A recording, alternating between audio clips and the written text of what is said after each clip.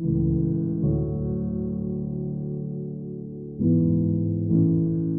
name is Dr. Nicki Toliver, and I have been a part of Christmas with Wartburg since 2014 as the Associate Director of Choral Activities and the conductor of the Castle Singers and St. Elizabeth Chorale. One of my very favorite moments of the worship service are the years that I get to conduct Joy to the World, which seems like such a simple, traditional, familiar hymn, but the joy in it for me is that I have a chance to start by looking at our current students that are giving of their all from the stage. And as we turn to invite the congregation to join us, I get to turn around on the podium and face the audience and see not only friends of the college and important supporters, but most importantly to see our former students sitting there with now their spouses and children and enjoying what was so personal for them, being able to share it with their own families. And for me, I get to share that one day with my own family. My parents are often in attendance, sometimes my siblings and my nieces and nephews, and in 2 more years, my own children will get to experience that with me. We are blessed to have over 1/4 of our student body involved in Christmas with Wartburg. We have 200 plus singers on the stage. We have over 100 instrumentalists.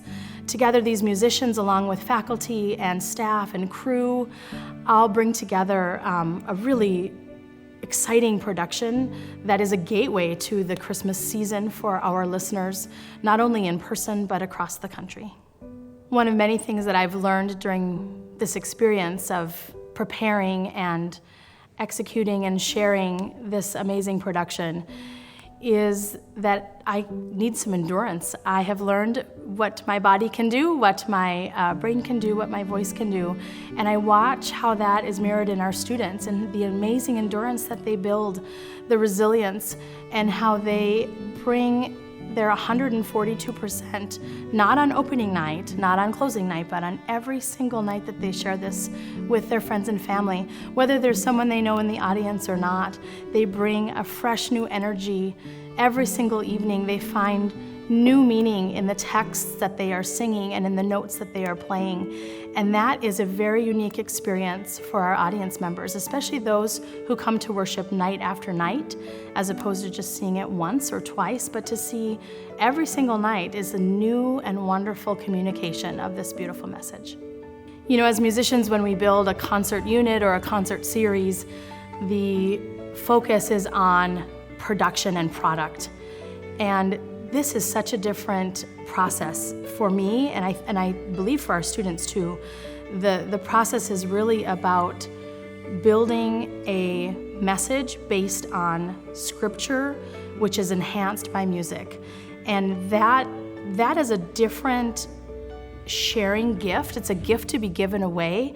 It's different from a product that is perhaps stamped and marketed and put out for consumption. This is truly a worship service. This is an event that has so much more meaning and depth because of those elements that are taken to it.